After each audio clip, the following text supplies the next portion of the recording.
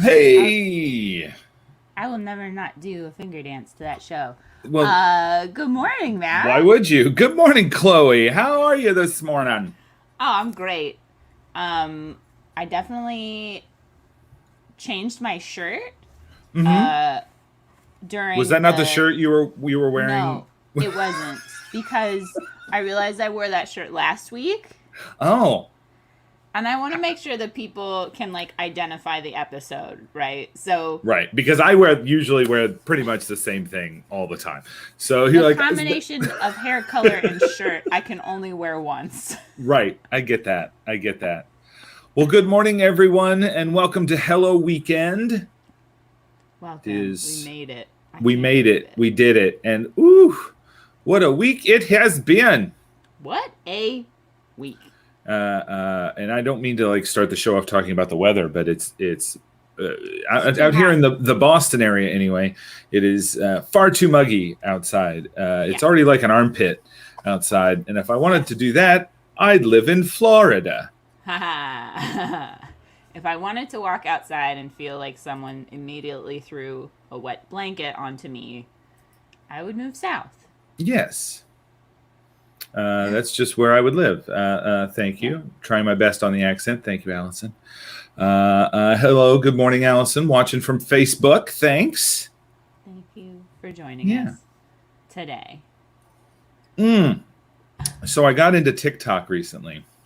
Matt, I'm so glad that you officially joined the TikTok community. I've officially joined the TikTok community. I haven't posted anything yet. Yeah. But it just gives me nothing but joy. And I have, hold on, let me pull up the. Oh man, I started this transition without being ready for it at Without all. a plan. Without a plan. Don't worry. That's all right. I have not been on TikTok very much. I was hoping to do a couple of videos on my road trip, but as we know, my road trip did not go as we thought it would. As most adventures do, you hit some bumps in the road. And a little bit. It's not a real adventure unless you almost die at least once. Right. Exactly. But I want to show this one TikTok because, we'll show some more later in the show. But before we bring on our first guest, I want to show this one because this literally made me cry this morning. I watched this and it made me cry, but in a good way. Okay. So hold on, let me. Big emotions to start the show. Big emotions to start the show. It's only 24 seconds, as most TikToks are. But we're going to do that. All right, here we go. Good morning. I know it's hard to wake up because the sun's in your eyes and sometimes life kinda sucks, but you got this. And hey, you never know. There's a million different ways that this whole day could go, so I'm just popping in to say I hope you have a good day. Good morning. I know it. I've watched that like 4 times this morning. I love raccoons so much.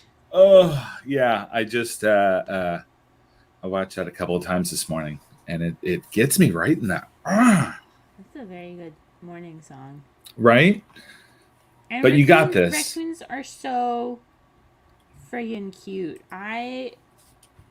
They're mischievous. I saw we have some raccoons that hang out in the tree near our house. Mm-hmm. And so sometimes you'll be hanging out on the patio and then you'll hear this rustling sound and then all of a sudden they're looking at you from the trees, which is admittedly a little creepy.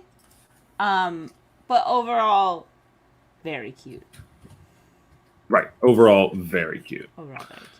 I feel so bad for them because they wash their food. Mm-hmm. And there's that video of that one raccoon that they give him a salt block and he goes to the water to wash it off, and of course it dissolves. Oh no, he's like, where's my food? Go. Hey. It's so sad. It's so sad.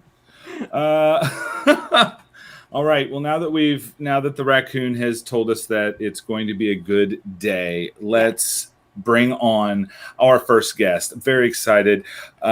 She is a comedian, very, very funny, very, very funny. Let's bring out Hope Rehak. Oh, hi, thanks. Did I pronounce your last name correctly? I don't think I did. I will say what I always say to people, which is that it's Czech and I don't speak Czech. So you actually pronounced it closer to like the Czech pronunciation. And my dad says Rehak because we've been in America for like 100 years. But I have been to the Czech Republic, and every time I go through customs, they're always like, "Oh, you speak Czech," and I'm like, "No." And then they laugh at me, and then they say that I can never pronounce my own name correctly because it has 3 sounds in Czech that we don't have in English. So Czech people are mean. They're hilarious. They're so mean. They are. They really are. So I don't say my own name right, so I never correct anyone. Right. But I in prep for the show that I do right before the show, usually an hour or two before the show, is when I do the prep, right? Because that's how it works. I was watching some of your reels and I was like, oh, thank goodness they say her name before they introduce you.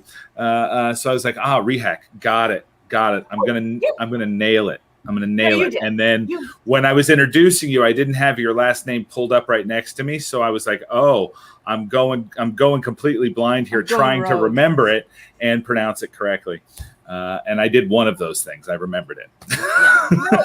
It's totally like, again, it doesn't offend me at all. And also like, I kind of want to be one of those people where, because my family says it one way, like Stephen Colbert, like apparently his siblings all use Colbert. And I love the idea that like I've been a Rehak my whole life, but you know what? When I get famous, I'm going to be like, it's Rehak now.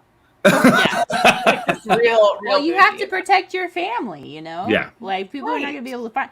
They can't ask around.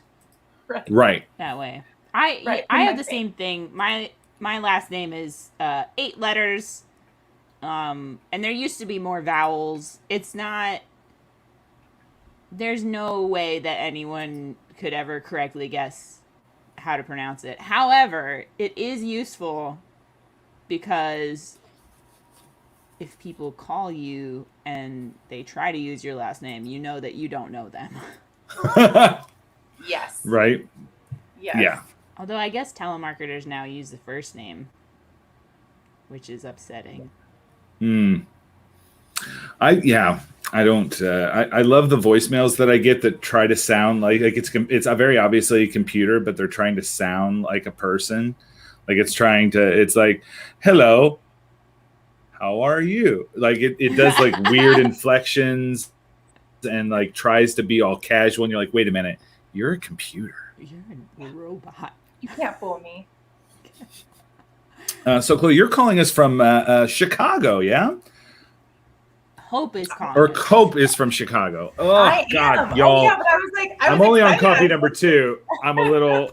Hope is like, oh, you're from Chicago. You're in Chicago too. That's amazing. I am from the Midwest, so. Yes. Yeah. Matt told me that before the show that I was in good Midwestern company, which I really do appreciate. I do, having lived on the coast, I really do think there's a difference. No tea, no shade, but all tea, all shade. That's how we throw shade here. It's very. I mean, people always say that like our kindness is insincere. I don't think that's true. I think that people will be mean to you. It's just you have to earn it a little more. Yeah. You gotta try we're just not so we're not so ready to just be mean to people.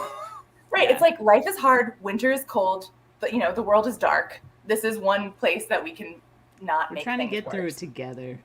I think that's more the attitude. I think it's much more born of struggle than people on the coast would have you believe. You grew up in Chicago? Is Chicago your hometown?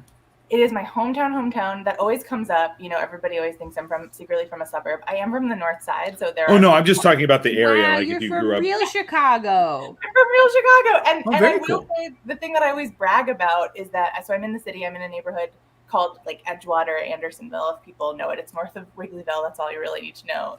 But like, I live near a cemetery where my grandparents and great grandparents are buried, so I have a lot of pride about it. Where I'm like, no, we've been here, like this block. Like this zip code. That's it. That's awesome. That's a really cool. Yeah. That's a really cool flex.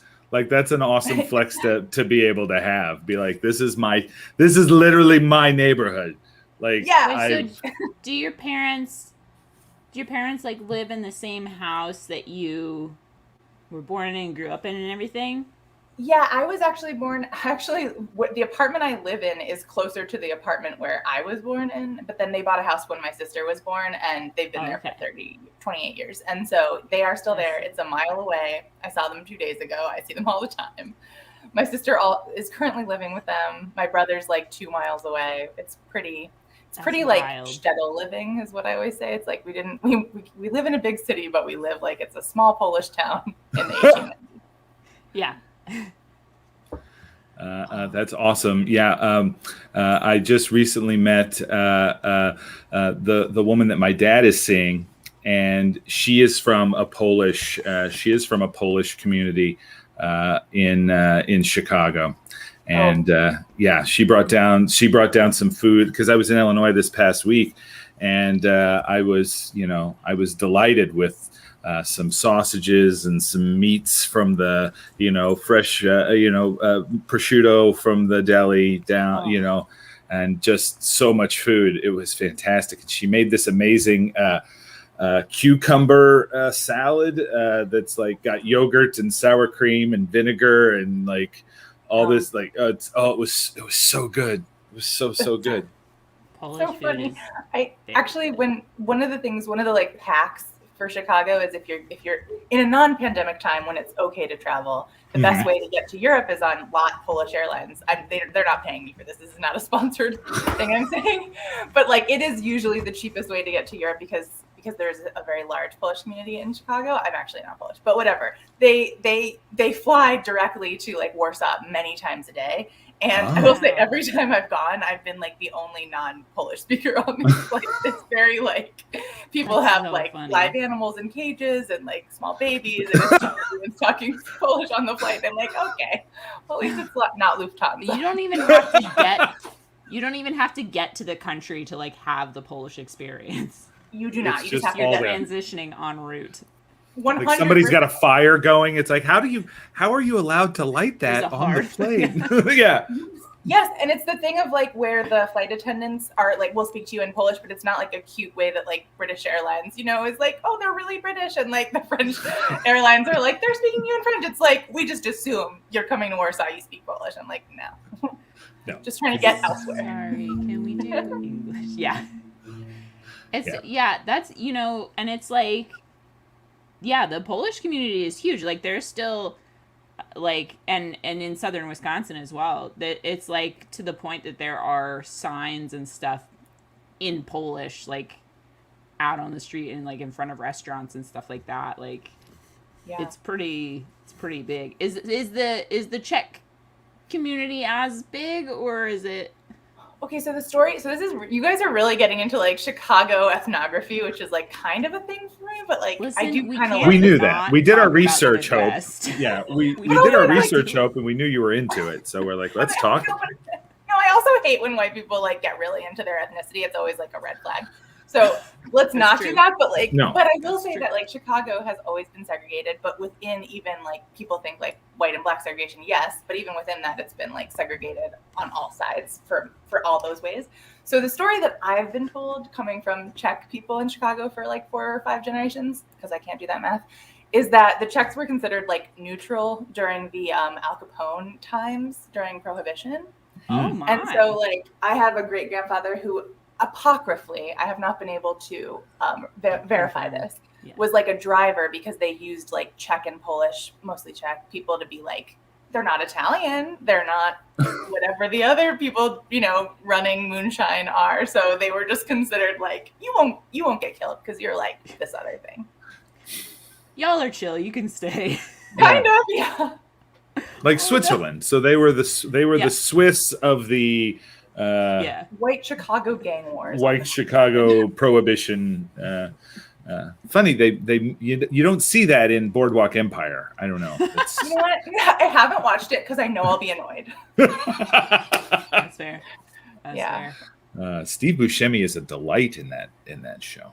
I love him like in a weird way. Like I kind of have a crush on him, and I just like don't want to see him in that light. I love him in Ghost World. Oh, oh God, I haven't seen that movie in a minute. What was the one with Ewan McGregor and Scarlett Johansson. I think maybe it was called The Island. Oh yeah, I never saw that. He has a small role in that, and he's like a janitor that like helps them escape. And Wait, Steve Buscemi playing a janitor? That doesn't check out. Isn't that what he mostly plays? Like like a janitor or a mechanic or. I don't know. He's around pipes and he's got like a wrench. I guess it was never confirmed. Some kind of blue collar laborer in this dystopian future film. Oh, does that make me classist? I don't know. Well, they weren't clear though. It's not my fault. It's fine. No one's blaming you, Chloe. I just didn't see it, so I can't help you. I'm just worried now. Is that the one who harvest them for their organs? Yeah. They're clones and they harvest them for their organs? Yeah. It's wild. I don't think it would like flew under the radar a little bit. I think I actually saw that in the theater. Like, I think I went and I don't know why I would see it in the theater. Yeah. But I think maybe I did. Well, I think maybe it came out at a time where we were like struggling with the question of like cloning and stuff. So maybe it was more relevant then. Unlike now, where we're totally cool with it. I feel like we are. Since Barbara Streisand cloned her dog, I feel like we're all fine. Oh, I gotta clone my dog. I can't not have another Buddy Joe. I mean, if that were the case, then yeah, I'd probably do that too. I think shit was like $10,000 though, so I don't know. Okay, well, we're gonna start a GoFundMe to clone Buddy Joe. He's my favorite dog I've ever met. In fact, let's just raise 20 grand and we'll just make 2 of them. Yeah. So then you can just have. So I could just have a pack of Buddy Joes. A pack of Buddy Joes following you around like the queen and her corgis. Oh my god, they would. They totally would. That's all he does all day. I sometimes worry about it of like, do you think he's happy? Do you think he's having a good time? Does he like me? And it's like, at the moment that I say that, he like moves so he can be touching more of me. I'm like very insecure about how good my dog's life is. Yeah. So Hope, I'm sorry, what? Oh no, please go ahead. I was gonna go down a really dark Steve Buscemi hole that I'm not sure I should. So Okay, have you both seen the like AIDS movie from the 80s that was an independent film made by someone dying of AIDS called Parting Glances? Has anyone else ever seen this movie? No. I haven't. So it's Steve Buscemi's, it's one of his first film roles, and he plays a guy dying of AIDS, and it was this guy who was actually dying of AIDS doing a slightly autobiographical but fictionalized movie, and it's great, and Steve Buscemi is so good in it, and I just don't know why more people haven't seen this movie. It's so good. And it's called Parting Glances? Yeah, it's really sad. It's like, I think one of the reasons it's part of that history of like things that might have been shot on VHS and like are degrading, and so it was selected for like preservation by whoever selects those things, but it has been hard to find for like 20 years. You can only find it on tapes for a while. I don't know. I'm not trying to be like edgelord about it. It's just really good. I'm going to post the IMDb. I'm going to post the IMDb link in our chat right now because why not? You should go, check out this. You can play you can watch the trailer.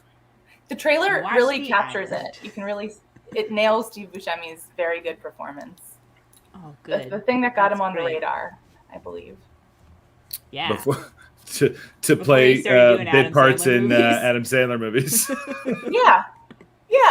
It was like a serious dramatic role where he was actually very funny, and he does have range.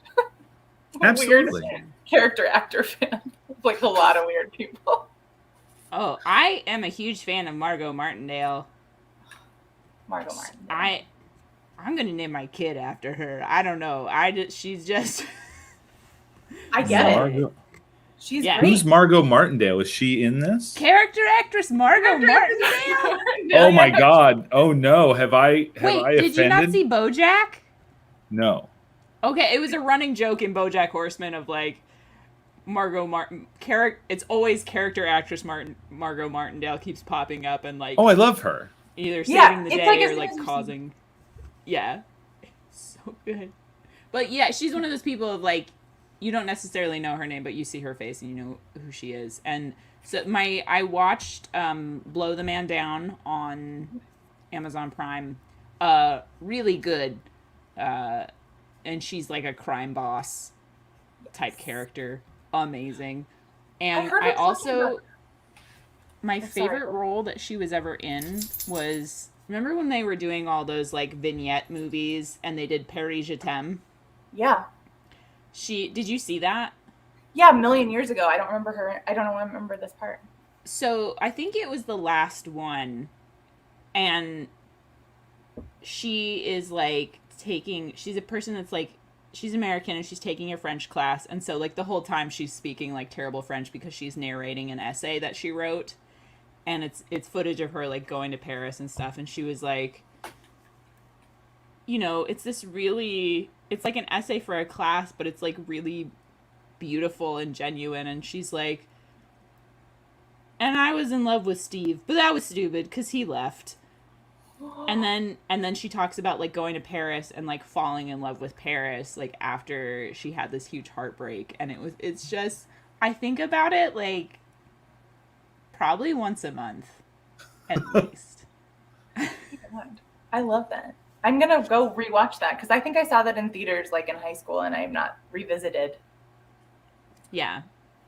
She was amazing in The Americans. The Americans. Like I watched the first couple seasons of that show. I kind of like it kind of got lost in the shuffle of things that I watch. But I do like the first few episodes that she is in. She is absolutely amazing. She's great. She has an Instagram, and I think she's got kids who are like maybe young-ish, and so they help her with stuff. And I watch it whenever she goes live. I just really love it because she's like our parents' age, and she's so like down to earth and grounded. And like and it's funny because people will ask her about these things, right? Like I think that's where I heard about Blow the Man Down, where I was like, "What's your favorite role ever?" And she's like, "Well, it's going to be like my most recent role, of course." It's like she's an artist, but she's also really normal. It's really fun. That sounds awesome. Yeah, she just seems like a really cool person. She's an amazing actor. So speaking of things that we're watching, what are you imbibing right now, media wise, Hope, to help get you through the nightmare that is the current social and political landscape? Wow, that's a really good question. So I think I mentioned this to you, but I will say it for the viewers. But I got a stupid grad degree in TV and film. So I like went through a phase of obviously that being my identity. But at some point in the pandemic, like in February of this year, I like basically quit all of TV and film and just started playing video games I work. So like in my limited free time. Yeah. Like I don't have any kids. So like the time that I would be using to like raise a child or adopt a dog, I am playing video games, and I'm like living my best life, and it's like really absolutely amazing. That sounds amazing, and I love that. And you're into one particular video game. What is? And tell us about it.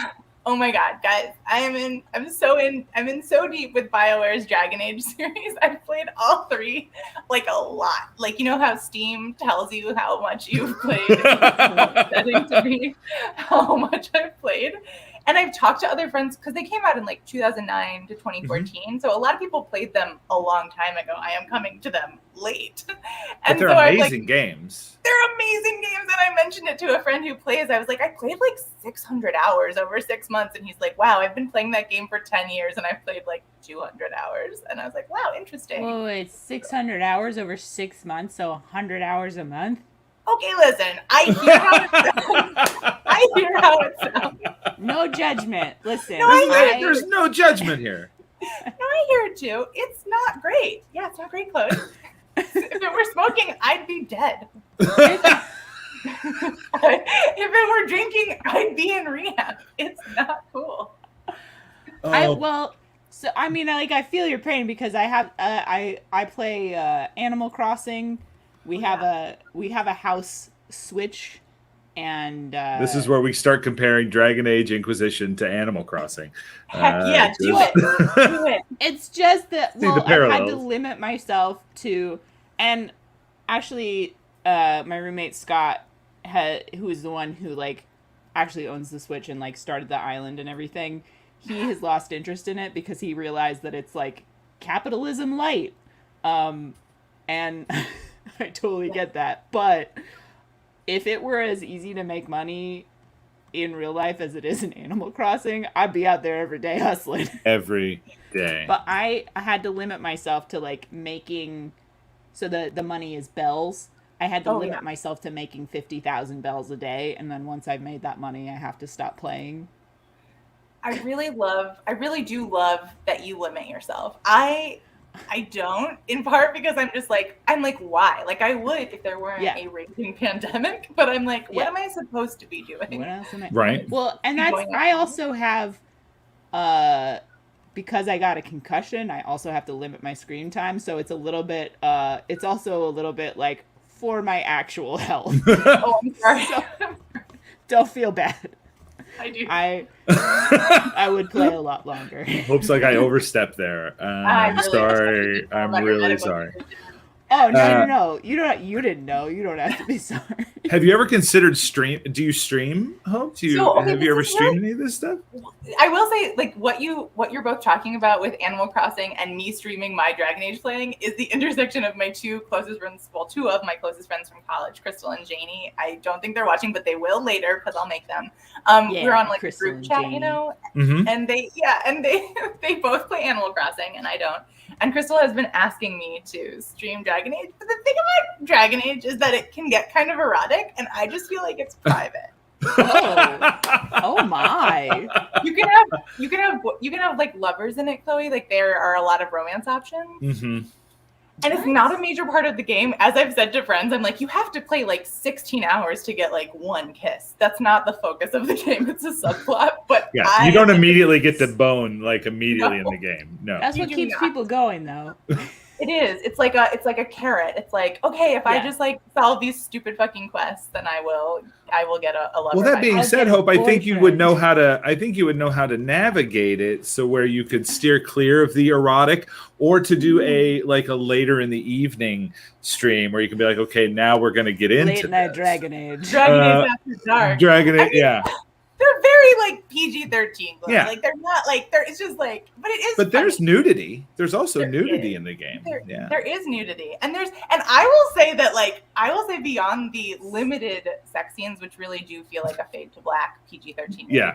I would say the like flirtatious dialogue is really where these games mess with people and ruin lives, because the dialogue's really good. Like, just shout out BioWare. It's like better than some rom-coms. Yeah. Nobody really in real good life game. is going to measure up to your Dragon Age lover.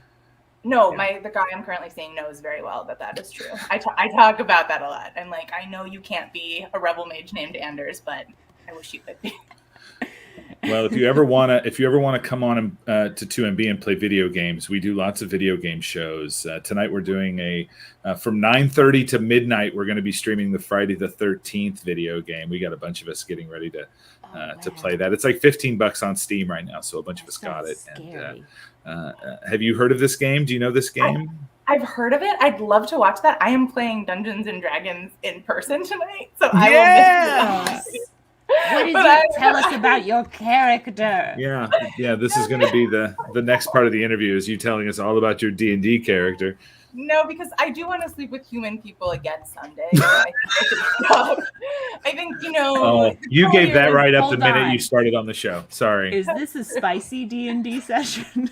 No, it's not. I try very hard to make it spicy. It's like a bunch of married friends, and I'm the only single one. And I'm always like, can we get what we want by flirting? And they're like, no, let's just like do the quest. They don't have to use that tactic anymore. Oh, to be a fly on the wall and see that D&D gosh. campaign where it's like the one person that's not a part of the couples just trying to be as spicy as possible in the game, and just always try to steer it into. That is me. That is me in this game. It is inappropriate. It is borderline, toxic of me to do what I do. If I sleep with the innkeeper, will he let us stay for free? Chloe, I do stuff like that, like all the time. And it's always like a role for persuasion. And I'm like, but I have charm person, but that's coercion. So like we gotta navigate. I mean, it's important to navigate the consent barriers even in D&D. I personally don't feel that way. I personally feel like it's fiction and all bets are off. But my friends who I play with really like to navigate those Well, we're just trying to, trying to be good people. Yeah. Sure. Listen, so the thing you can't stop talking about is Dragon Age, right? Yeah. The thing I can't stop talking about is Avatar: Last Airbender.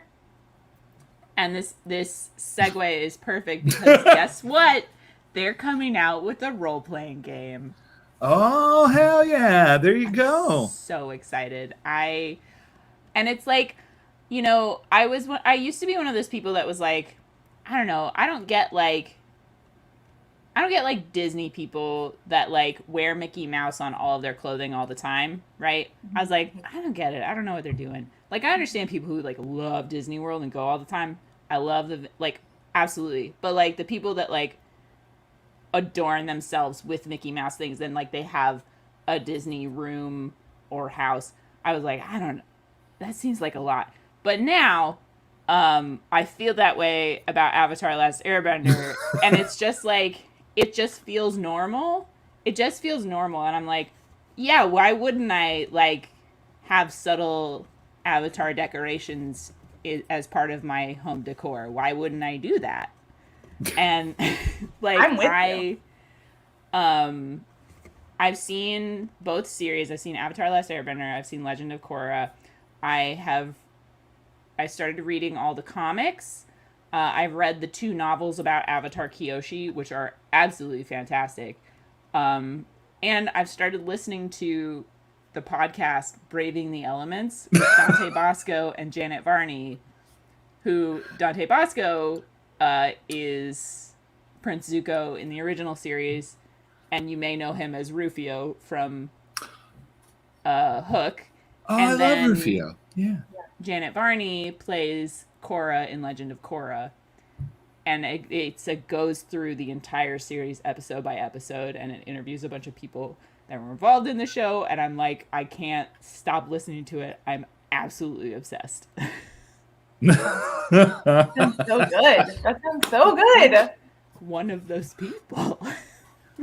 Okay, wait, Chloe and Matt, have you guys seen the movie But I'm a Cheerleader from the 90s with Natasha? Yes. Yes. With Yes. Moore.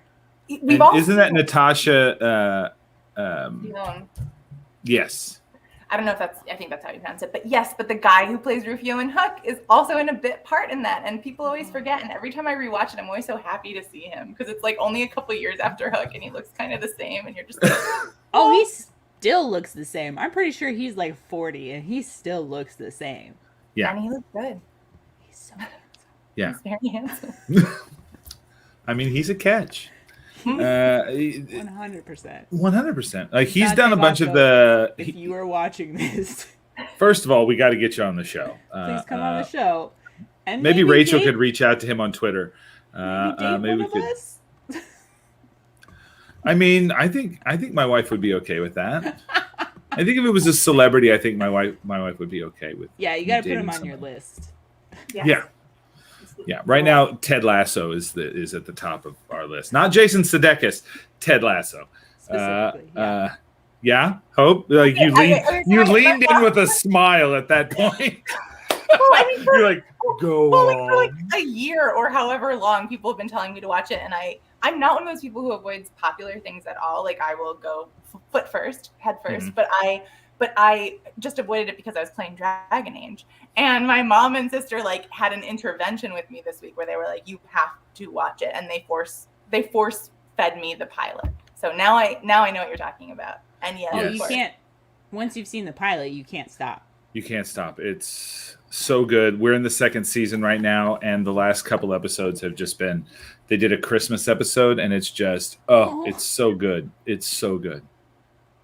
I have told or multiple people have told me that I'm gonna have like a problematic crush on someone named Roy Kent, and I'm like not ready. I'm not ready for that yet. Yeah. I have to be in a Yeah, good you have to place be for ready that. for that, because Roy Kent will make you feel things. Oh God, It's true. I can't feel anymore. I'm feeling too much. So many feelings. Can't do it. Yeah. Well, Hope, thank you so much for coming on the show. I've got your Twitter down there on the bottom, your website down there, scrolling along the bottom there. But where else can people find you on the internet if they want to? Oh, thank you so much. Those are the best places. I will say I was just on 2 podcasts. My episodes have not come out yet, but I was a guest on 2 podcasts that I should probably plug because they're my friends and I think they were good. But one is called Movie! The Musical, where we talked about Newsies. That's coming out soon. And then I was calling back to Chloe's point about Disney adults. I was on a new podcast called Disney Adult. I'm going to be on a couple episodes of on talking about like Toy Story with comedians. All of it's with comedians. So hopefully it's fun and not tedious for anyone. Yeah. Thank you. Thanks for having me. So we're going to throw those up there. Movie the Musical podcast, which we've had someone else on the show that is on that podcast, I think frequently. And then Disney Adults, definitely check those out. Thank you so much, Hope, and have a great rest of your day. You too as well. Bye. Bye-bye. Fantastic. We could Delight. What a delight. And So much to talk about. I have a new goal, and it's to try to get her to stream video games on 2MB. It's just what I got. So real quick here, I have another TikTok I want to show. TikTok time. TikTok time. TikTok time. Yeah. So this is. Oh, hold on one second. This is so Chloe and I both have dogs, and a very big time in our day is when my wife gets home. She gets home around 4:30, and then we go into the kitchen and we share cheese sticks with our dogs, and our dogs know that it's time for that, and they expect it. It's cheese stick time, and there is a TikTok called Puppy Songs that really spoke to me this morning. So we're gonna show it here. Here we go. Please just give me some cheese. You're gonna give me some cheese. Please just give me some cheese. Oh, mozzarella is a storyteller, and everything's better with a little bit of feta. Put the cheddar in the shredder, and it makes me weak in the knees. So give me some cheese. Please just give me some cheese. Oh.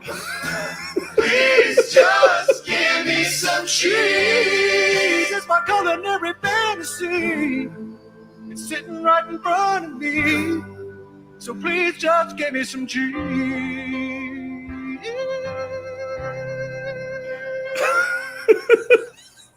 I think that's a Michael McDonald original there. Yeah, I think so. Puppy Songs on TikTok has so many good little songs, little songs on there. Oh.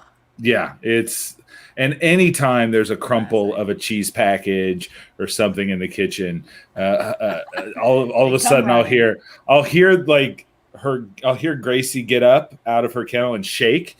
Like she'll be like, "Oh, I'm up," and like you'll hear her collar shake, and then she'll 2 seconds later she'll just kind of pat in the kitchen like, "Oh, I didn't know you were in here." Oh, it's so weird that it's so weird seeing you in here. Bella says my nanny kids started dancing and doing gymnastics when she heard that song. Glad she liked it. Well, head over to Puppy Songs, Bella. There's lots of fun things on there. I really wanted to riff during that song. It just seems like such a fun song to We'll go over to my give me some cheese, baby. Go over to my TikTok, Fear the TikTok, and you can get that. It's on my liked. You can check it out. Maybe do a little duet to that video. Yeah. I mean, that's something you can do on TikTok, right? I think I can make some improvements. Yeah, I'm dipping my toe slowly into the TikTok pool. I don't really 100% know what to do, but it's a wonderful kind of way to just kind of sit and enjoy Spend your my time. time. Yeah, it's gonna give you. If you keep liking dog videos, it's just gonna give you more dog videos. I think mostly you're gonna end up on dog talk, TikTok. Yeah, I'm there, but I also have a lot of different things on here as well. So it's not just dogs. So I wouldn't judge you if it was. Right. Why would Dogs you? are great. Why would you? Well, fantastic. Well, let's go ahead and bring in our next guest. I'm very excited. She's been waiting patiently in the green room, enjoying all the snacks that we have laid out for her in our green room. In our green room. Much like any rock star musician, they have a writer, and her writer was to have so many snacks and to actually just have it in her own space. So let's welcome to the show, Kyla Tilley. Kyla. Woo! Hello. Am I audible? You are. Yes. We can hear you. Yeah, we did it. Wow, look at that setup. I know. Look at so Kyla, you're a musician, yes? Yes. No, actually. This is a virtual background. It does kind of look like a virtual background. It could, Actually, some people have a virtual background because I've been like going to open mics and stuff online, and like I got up to go away and someone snapped my picture and shared it around, so like everyone in the open mic. Oh, that's fantastic. Oh, I love that. I love doing the virtual background game where you're on a Zoom call with your friends and all of a sudden somebody will have your face up on their virtual background. Yeah, that's a good time. So where are you calling us from this morning, Kyla? I'm calling from the island of Newfoundland in the province of Newfoundland and Labrador in the far east of Canada. Oh my goodness! So exciting! Oh, that's amazing. When you say that, I immediately think of one of my favorite musicals currently is Come From Away, and it's such a cool I assume you've heard it, and I don't know why. I haven't actually heard it. I haven't seen it. I know a lot of people involved in the creation of it, and it's absolutely fabulous that it has been so incredibly successful for years. So that's surreal. Yeah, it's been around for a bit. I only came across it a couple years ago, and man, I just every once in a while I just love to give it a good full listen, and I like it. It makes my heart happy. It makes my heart happy. Right on.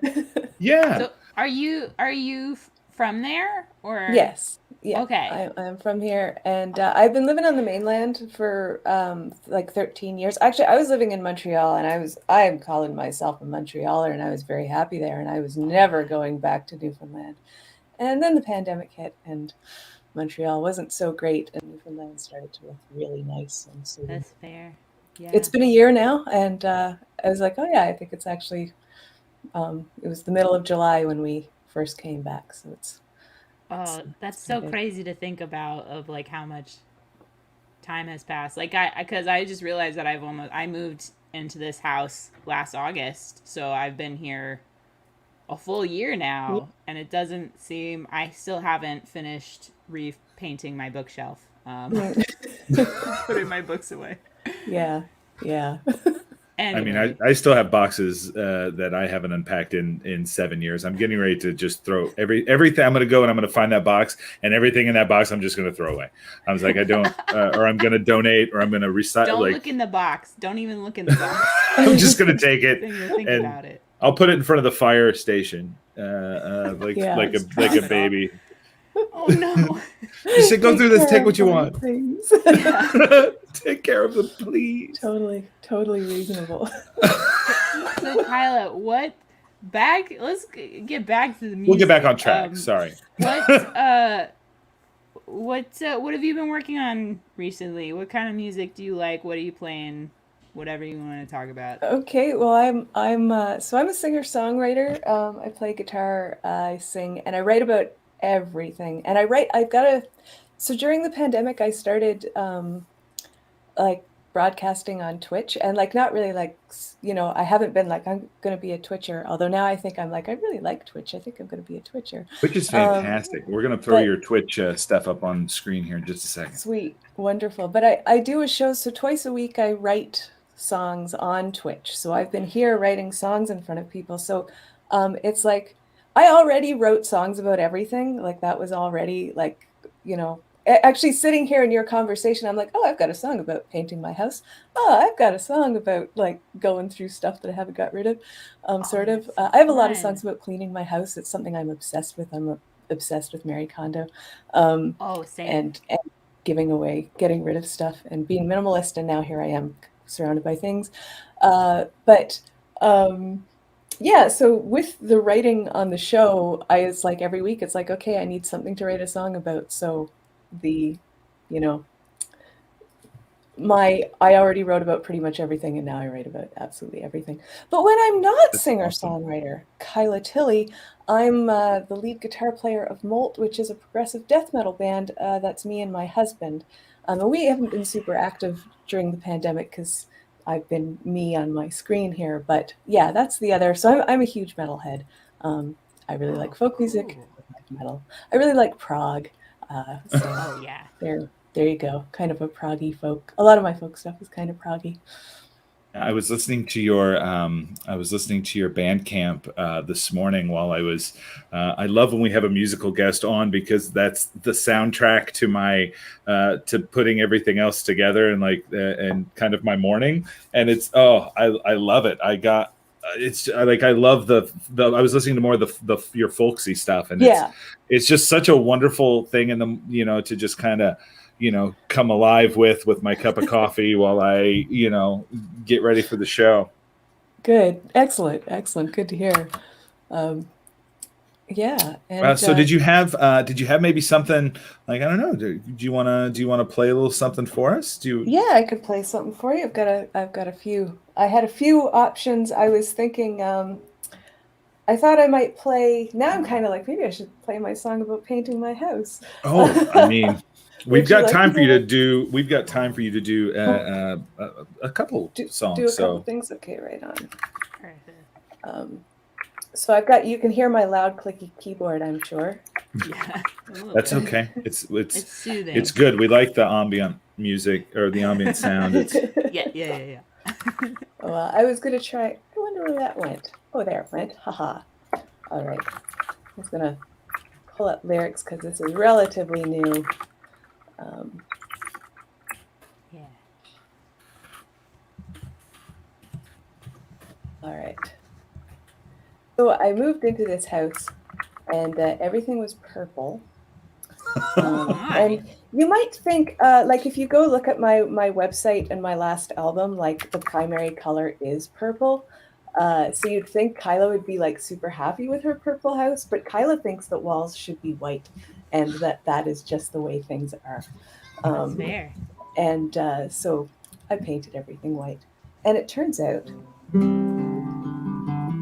I'm not actually very good at house painting.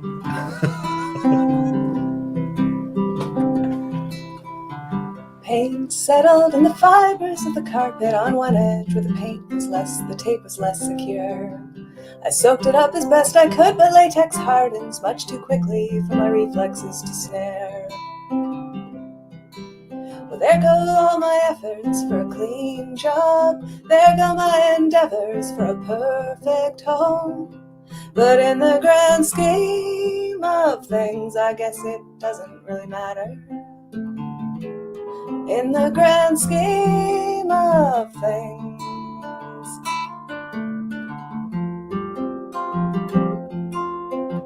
I poured over too many shades of white. Who knew such a number could exist? It was far more complicated than I was expecting, and by the end of it, just kind of picked one. Well, there goes all the time that I spent thinking. There goes all my planning, all my careful choice. But in the grand scheme of things, I guess it didn't really matter. In the grand scheme of things, what matters is the house is not so dark now. What matters is the feeling of renewal. What matters is a place to sip our coffee.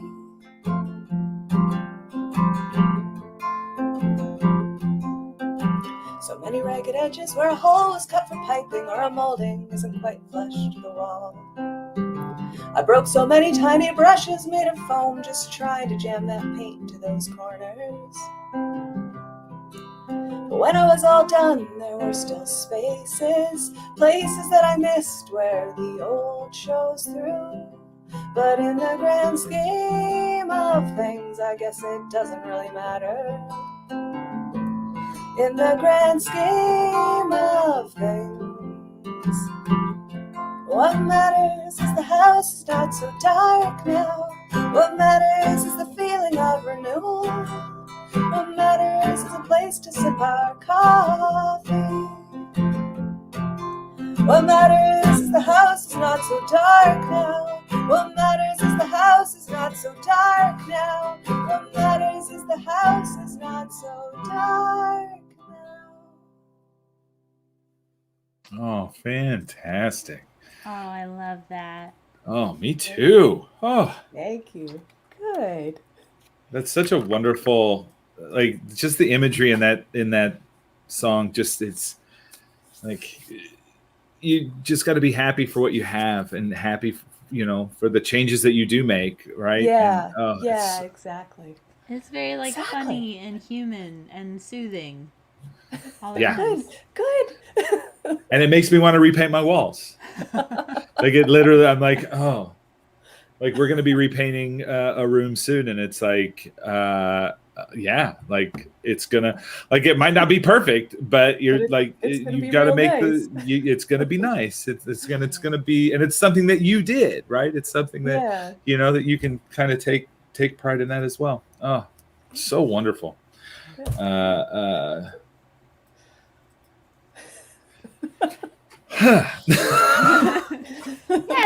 it's a song you just want to be like, oh, that's nice. Just want to sit in it. Just want to sit in it for a bit. Yeah. So have you been doing, like, has the pandemic like really gotten you into, you said you're writing songs like in a show, like, how's that kind of almost, I don't want to say forced creativity, but like, well, no, it guides yeah. it maybe. Mhm. And absolutely, I think like I sort of started, like I was sort of in a, I'd sort of had, like, a few years before the pandemic, I'd had a bit of like, I guess they'd call it writer's block. I just really hadn't written anything in quite some time. And I went to a songwriting retreat at the end of 2018 that really reignited something. And I was introduced to the concept of writing with songwriting prompts, and which I hadn't ever used before. And which is funny because I'm pretty sure that I was already like, creative constraints, like you need creative constraints to write really excellent stuff. But I just hadn't, put it together with song prompts. And so I became a bit of a song prompt fiend. So I had started in the last couple of years, I'd been writing quite a few different things, and I was really, really excited. And I recorded some of my older stuff that hadn't been recorded, and I was, I was going on tour and stuff like that. And then pandemic, and it's like, okay, well, I join every songwriting prompt group I could find. And so, I'd get onto my show, and one of the things that's changed is that instead of writing on like notebooks with my kind of illegible handwriting and then having like a section up here in the book and then a section over here and a section 3 pages over and things crossed out and like, what the hell did I mean? And what order did I want to sing this in? And, I wrote the music in another book that's over there. That's how I work. Oh man, I think I've said this twice in the same show, but to be a fly on the wall and just kind of see your writing style. Yeah, and it's really all over the place. I should and on my show sometimes I'm like, look at these notes, like, look what I wrote.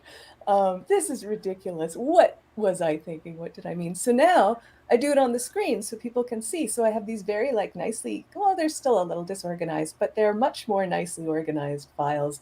And I have like my sheet music and my lyrics, and they're together in a folder. And so that's very good. And now I can like, copy and paste and put this part here and that part there, and then I can have a easily presentable version of the song at the end when I'm done, that I can just look at the lyrics. So that's one thing that's changed, but also talking out loud. So like I sit here and I'm like, okay, this is what I'm thinking about. And the ideas, I think they just, like they tell you that talking out loud, like it's one of those things, if you're stuck on a problem, like you should have a plush toy that you can talk to, or, you know, just describing the problem to a friend will help you overcome it. So I think just like sitting here on screen and talking about things, just like, oh yeah, this is what this song is about, and this is where I'm going with that. And like some songs come real fast. It's just like the process always has been, and some are agonizingly slow, and some I do in like 8 episodes, and some I do in half of one, and some I haven't totally abandoned anything. There's a few things that I've put on the back burner for a while that have come back to. Yeah, so it's been good. It's been fun.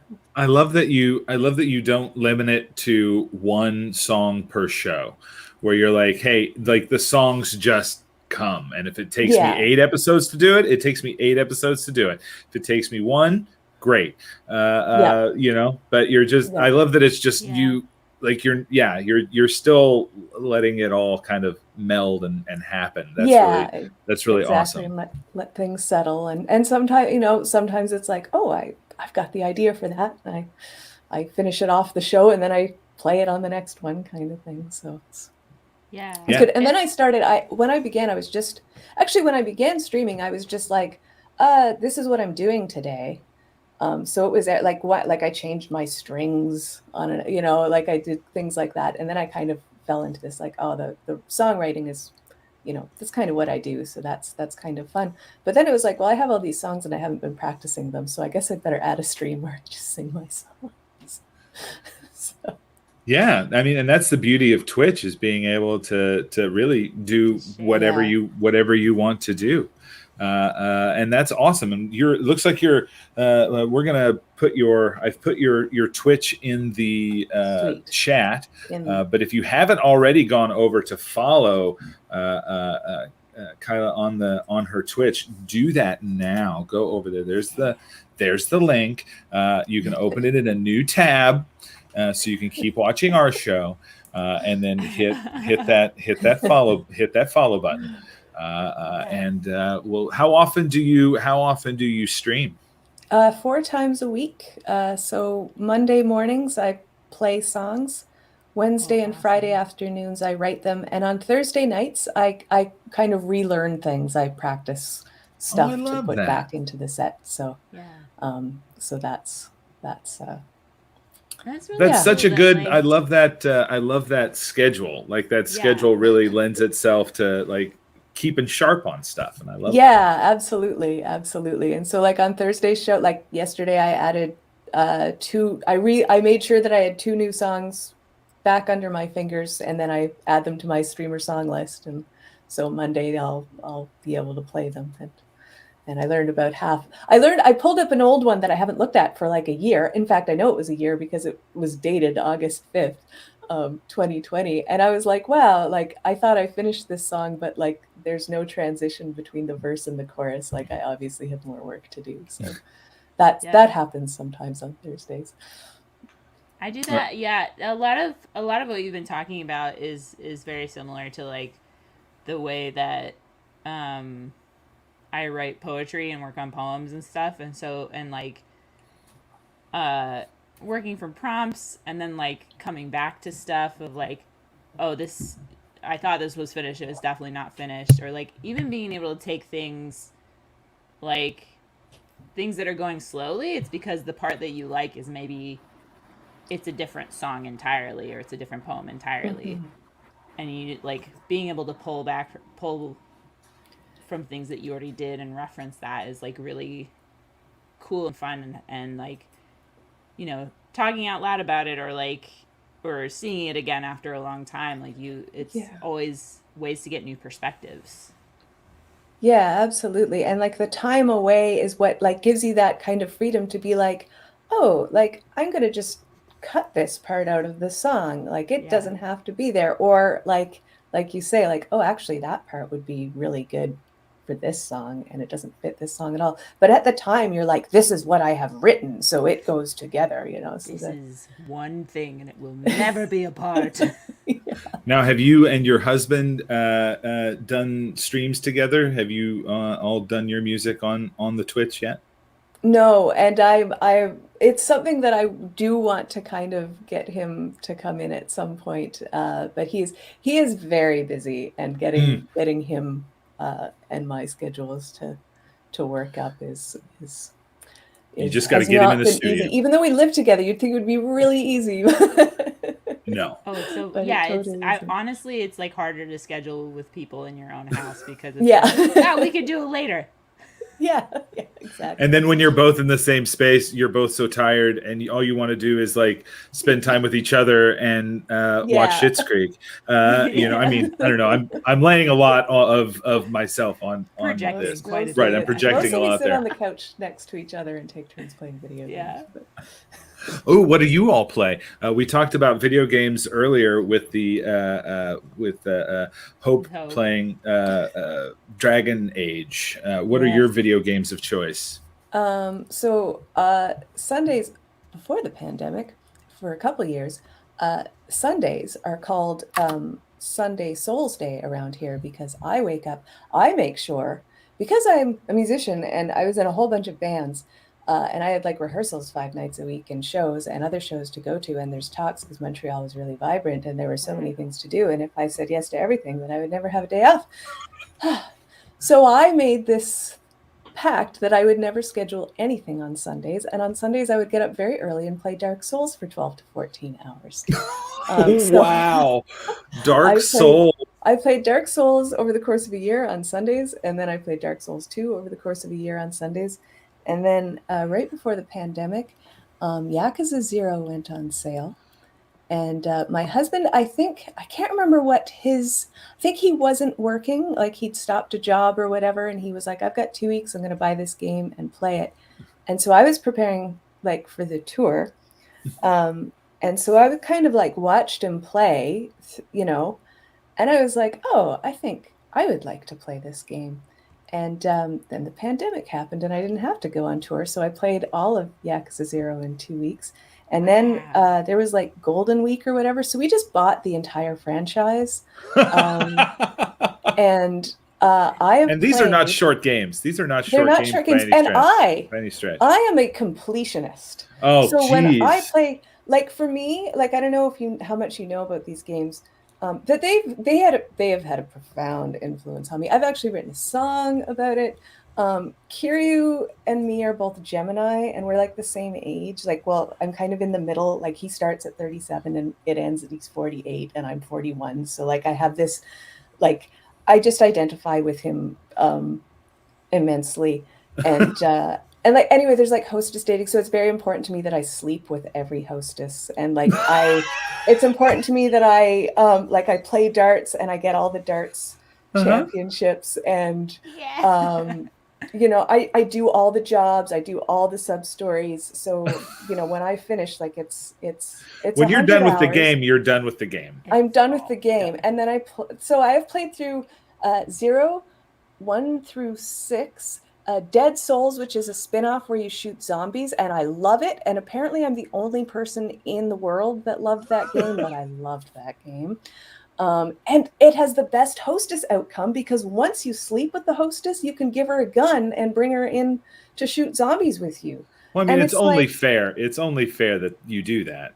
Exactly. Well, I mean, so I played that, and then there's spin-offs. So then I played 7. I played Like a Dragon, and then I played the Lost Judgment spin-off, and then I went back and did New Game Plus 0, and then I borrowed a PlayStation 2 from a friend of mine and the original Yakuza and Yakuza 2 games because I heard out that in the original Yakuza 2, Kiryu plays as a host. So instead of like trying to date the hostesses, he's working as a host and trying to get women to spend money to drink with him. So I was like, well, I have to play that. So in order to play that, I had to play all through 1 and all through 2 because that's just the way Kyla works. That's just, hey. And then there's 2 games that were not released in the West, so I've ordered them, and I'm currently playing Kenzen in Japanese with very slowly with the help of gshow.org and Wanikani and Google Translate and the internet, and this is a stream. This is all. This is This if you ever want to if you ever want to add another couple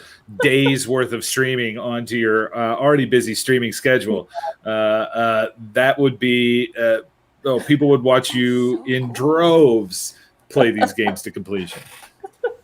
Also, I'm sorry, you've got someone shouting out in the chat. Oh, sorry, we've got Dabbler! Yay! Yeah. Dabbler is one of my ardent followers. Oh, wonderful! Lots and lots of my streams, and is very funny, and is always good to see him there in the chat. Yeah, so good welcome. to see you here this morning too. Thanks for tuning in. I love that. Yeah, no, those are you could play. You could definitely stream those games for a good long time. I get about halfway through a game and I'm like, I have to like move on to a different. Like I have so many games that I haven't finished, and then so I just end up playing these MMOs that like a story doesn't matter. Right. Yeah. Well, I'm really like I'll play a game for 5 minutes and then it's like if I never play it again, or I devote years of my life to playing only that game. Yeah. I mean, that's you know pretty quickly whether you're going to like something or not. Yeah.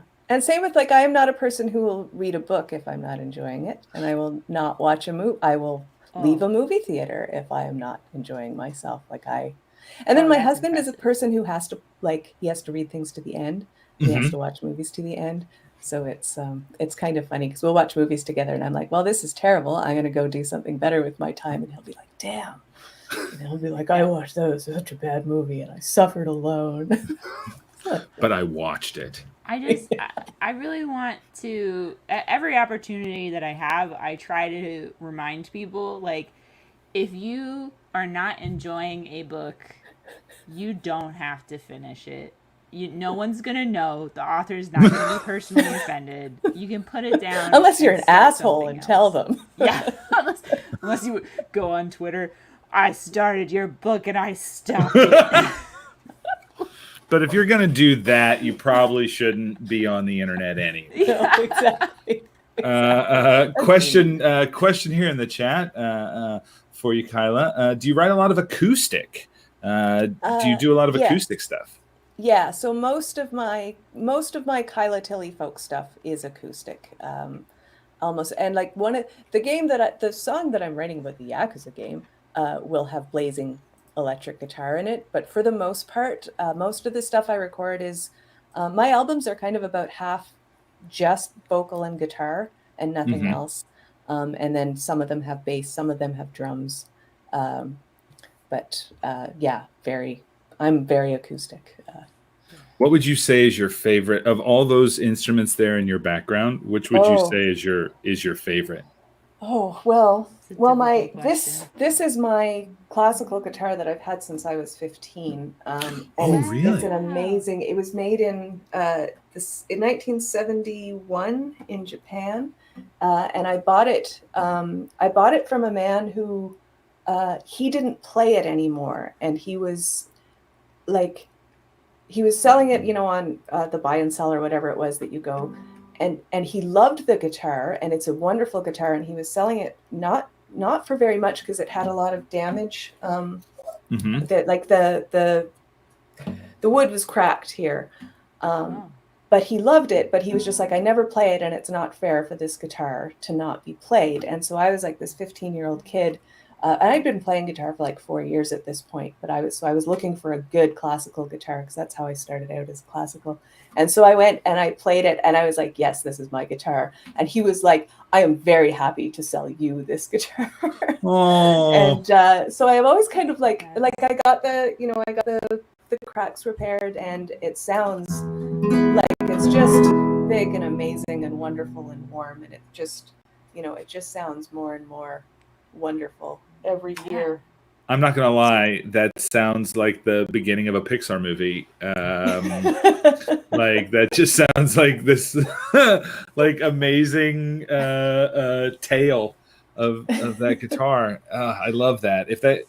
Like when you leave, that guitar speaks in the voice of Tom Hanks. Like that's it's or maybe Lin-Manuel Miranda. He's doing a lot of stuff right now. There's definitely something going on here. Oh, Yeah. that's such an amazing story. So good. But I also see. Let's see. I see a flute, a clarinet. A fiddle. So my most recent acquisition. Oh, and look at that red steamer trunk. Oh, that's. I'm sorry. Oh, see, this is show and tell. Show and tell with Kyla. I'm thinking of adding this as a channel point. And an accordion. Oh my God, so, Kyla, so this is amazing. So this accordion, this is my husband's accordion. But we got it off Craigslist in Montreal, and someone was selling it, this piano accordion, for like $60. And when we went there and he played it, and he was like, "Yeah, I'll buy it." She was like, "Oh, it's free." She said, "I just put money because I wanted, someone serious to show up, but I actually just want to give the accordion away." So she gave the accordion. Does every one of those things in there have like a heartwarming a lot of them story? do. I will tell you a heartwarming tale about my BC Rich in a moment. Here's my theremin that I got. got. That's really cool. My oldest brother gives my parents weird instruments for Christmas every year. And anyway, last year he gave them a theremin, and my mom spent a year saying, "I think you should take that theremin." And finally, I was like, "Okay, I'm taking the theremin." So I've got a theremin now. That's fun. So cool. Oh, that's really cool.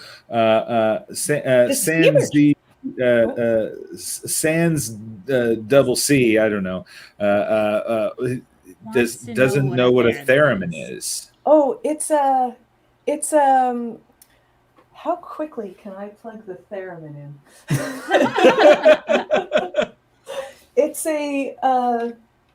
It makes. I don't even know how to describe what it works off your body's waves or something like that. I have to look it up. I can't tell you. It reads your aura and behind the theremin. This could be horrific. So I'm gonna just post real quick. I just did a quick Google search on how a theremin works. Found it on howstuffworks.com, and we're gonna post. We're gonna just put that link there in the chat for you. All I know is you move your hand like this, and it makes funny space sounds. Yep, that's exactly what it does.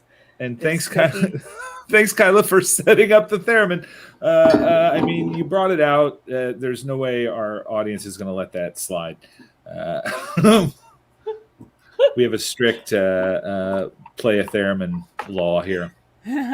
Oh, we might not actually get any sound out of this. Oh, that's okay. We appreciate you trying. Oh, well, I made an effort. I know it works because it worked at my mom's house, but I might have to do some more things to get it to work here. That's fine. We were asking a lot there on the fly. Go to YouTube, look up theremin, look at all the cool stuff that theremins can do. And I play the theremin. I play another theremin on my song "Spooked" on my album "New Shoes," because the guy mixing the album, my husband, was mixing it and was like, "Kyla, I think you need a theremin solo on this song." And I happen to have a friend who's a world-class theremin player. So I called her, but she was like, "Oh, I'd love to, but I can't because I'm injured right now. But you can borrow the theremin." So there's a not world-class theremin solo on. And I just put the link to that song in the chat on Kyla's Bandcamp there. And you know what? While you're there at her Bandcamp, buy an album. Toss a little money that would be very helpful to make good music. And you know what, Kyla, would you like to play another song? Sure, I'll play another song. And I thought I would play Under the Label, which I think some people might relate to in some ways. It's about a dinner party gone horribly wrong.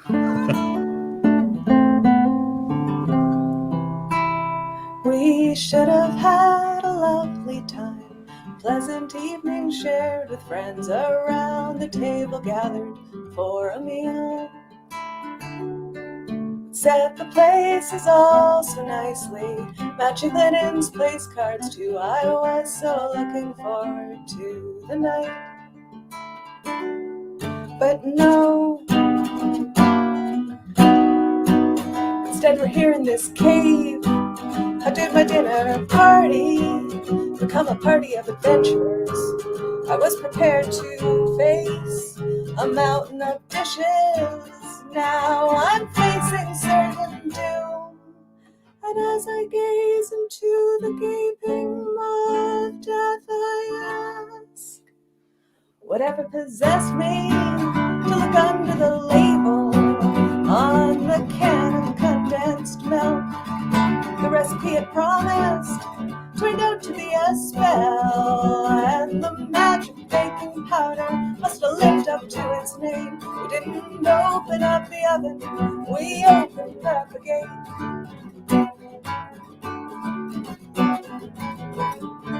And before I sing verse 2, I do have to take a moment to mention that in Canada there's a brand of baking powder called Magic Baking Powder, and I think you need that to understand this song. By now the guests had all arrived, in the kitchen did converge, around the table gathered for our meal. The food was all prepared, only one thing left to go. When the timer rang, I beamed, the dessert.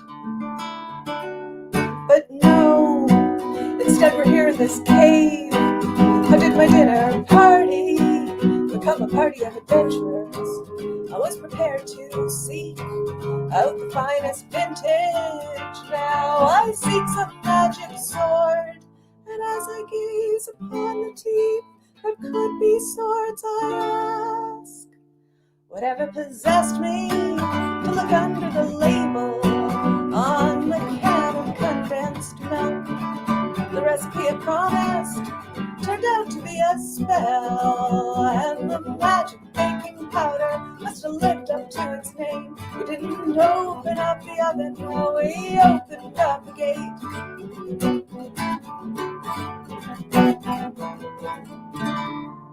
And they all look to me like I'm some chosen one to lead us through this maze, return us to our home.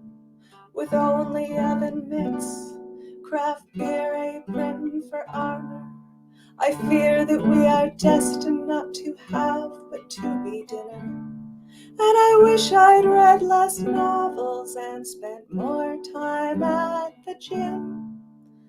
And as I'm slipping down the gullet to my doom, I ask, whatever possessed me to look under the label on the can of condensed milk?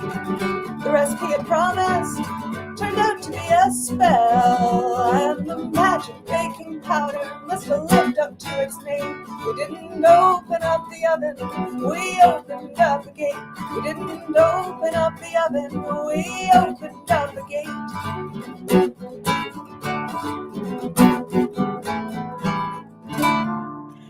Oh, fantastic. Oh, I love that. That was very I got hints of Wreck of the Edmund Fitzgerald kind of in that, and so good. I love that Good. so much. Good.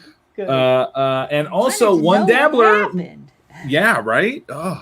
One dabbler mentioned, and I thank you for this because you had mentioned this to me in an email, and I wanted to have it up in my brain, is you are about 8 followers away from getting your first 100 followers on yes. Twitch. So Yes. if you haven't gone and followed Kyla, please do so. I'm going to put the link in the chat. I'm going to put it also on our Facebook and our YouTube. So if you're watching it there, you're watching this on the replay, head on over to Kyla's Twitch and hit that little heart. And you know what? You really want to be cool. Hit that little subscribe and toss a little. You get sexy shoe emotes. Sexy shoe emotes. And less sexy thesaurus emotes.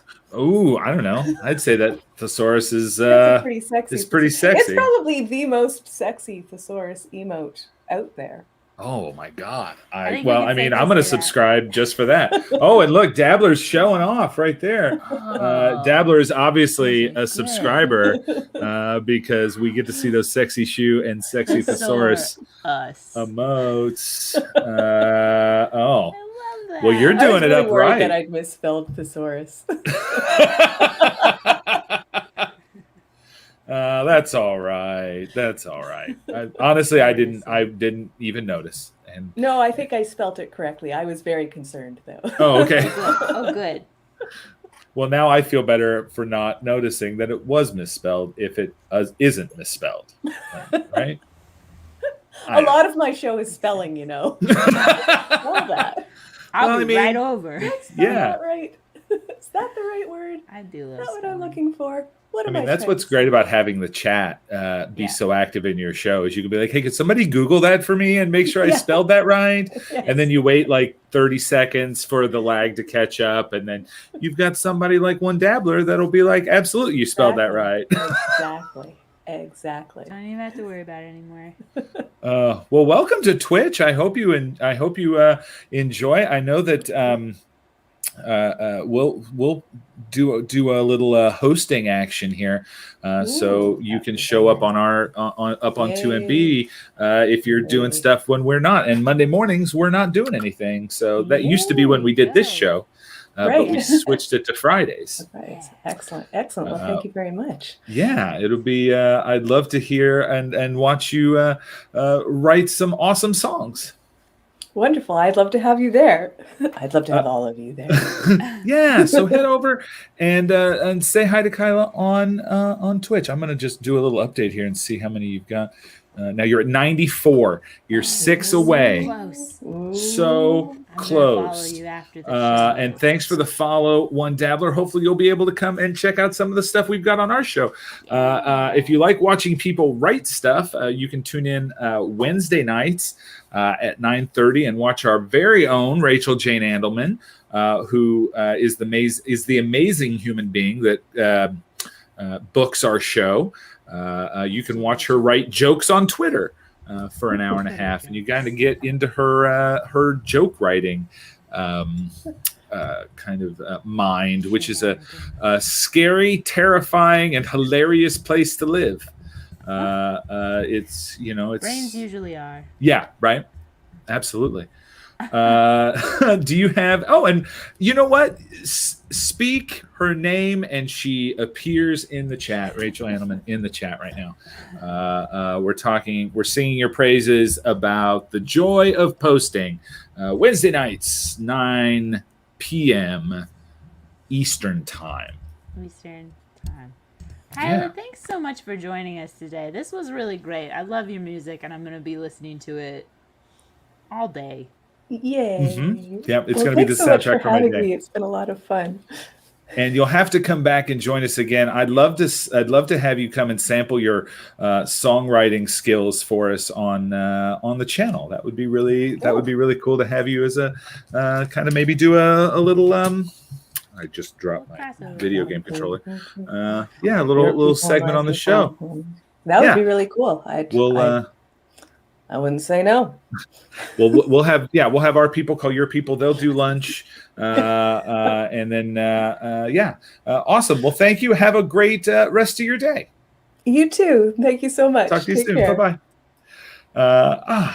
What a great show. I don't know, Sans. I'm all over the place this morning. I know. I sometimes the words just don't. The words just don't come out. Got a lot going on in your brain. I got a lot going on in my brain, y'all. That's very true. I would like to don't break the I'm like I hit something, and out of this square is a very precarious world. Just like a stack. It's just random piles of things. Yeah. If you could imagine been recently rewatching the Harry Potter movies, if you kind of think any of the stores in Diagon Alley, they can't be safe. It's not safe. Stores. There's just books and things stacked, and you might see a little piece of paper fall down from the ceiling. I don't know. Yeah. It's very chaotic on the outside. Don't read of that piece of these paper borders. because it could get you into trouble. It I'd very. be so afraid to be a witch because I would just be like, I don't know if I can touch anything. It might be enchanted. Something's gonna happen. Right. One dabbler asks, "Is this a plague doctor behind me?" It is not a plague doctor. It is a luchador mask and a bowler hat, wearing a Hawaiian Totally shirt because it is my totem. Yeah. And this is actually the dark god that I pray to. His name is unspeakable. If I speak his name, he comes to life. Earth opens up beneath you. Yeah, the ground opens up beneath me, and I get swallowed into a hell mouth, which is not like how I like to end my Friday or start my Fridays. Yeah. So thanks for starting your up into a hell mouth on right. Friday It's morning. not what you want. It's not what you want. Yeah. So thanks for tuning in. That's our show. Friday has officially begun. I hope everybody has a great weekend. Stay tuned here on 2MB tonight, starting at 9:30. We're going to do some Friday the 13th streaming, where we're trying to get a bunch of 2MB people together to play, so we don't have to play with randos, but we'll probably have to play with some randos. So that's always fun. So you can come and join us 9:30 till probably about 11:45, 11:30, and then at midnight is the Midnight Creep Out with Jess Bryant and Ben Scria, where they talk about all things creepy. I don't know what they've been talking about abductions lately. I don't know what the topic is tonight. Rachel, do you know what that topic is tonight for the Midnight Creep Out? Because I sure don't. Is it at midnight?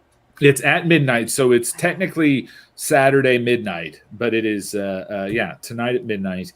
So confusing. Start is when that show starts, and goes midnight to 1. So you're up anyway. You might as well come join us. So you can hang out with us all the way, starting at 9:30 p.m. All the way to 1 a.m. right here on 2MB Studios. 2MB. If you haven't followed, follow us. We just hit 1,300 followers. You're kidding. Which is fantastic. We are at an even 1.3K on the old Twitcheroo. I'm amazed. I love that. It's too early for you. That's all right, One Dabbler. You can watch it on the replay if you'd like. We'll have it on here, and we'll have it on the YouTube, so you can watch it there as well. So thanks everybody for watching. Have a great weekend, and until we see you next, bye. Bye, world. Oh, I totally wasn't ready for that, Chloe. Click it. Click it. Bye.